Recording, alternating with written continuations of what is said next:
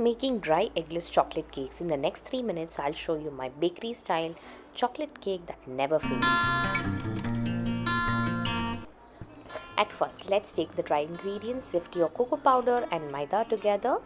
Make sure it is lump free. Now add in your baking soda, baking powder and salt and mix it well.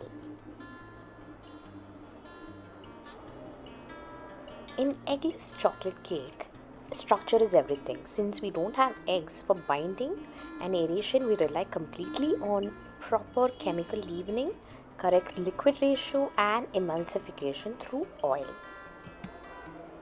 Also, this is the exact same recipe that I use in my professional kitchen and it works consistently.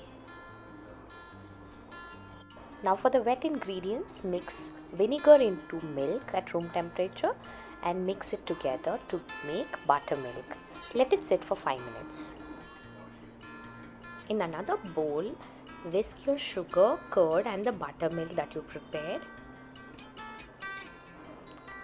This step is what that makes an eggless cake super soft and perfectly moist. Always use oil instead of butter to make eggless chocolate sponges to give that perfectly moist texture.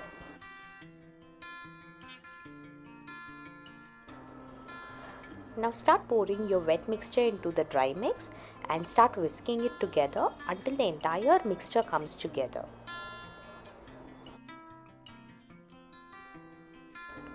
Mix gently and make sure you do not overmix. Eggless batters generally becomes dense if you overwork. Stop as soon as you see no dry flour. Make sure you follow for more such recipes. Now slowly start pouring oil in a thin stream and start incorporating it into the batter. Preheat your oven at 160 degree and line your cake tin with butter and parchment paper to make sure it comes out easily. Look at that batter once it all comes together. It should be slightly thin, flowing like this, and also in a ribbon consistency. Look at that shine, it is glossy. Now pour the batter into the prepared tins and let it sit in the refrigerator for about an hour until it becomes cold to touch. Now bake it in an oven at 160 degree for around 30 to 35 minutes until your toothpick comes out clean, just like how I am showing. Make sure you put the toothpick in the center.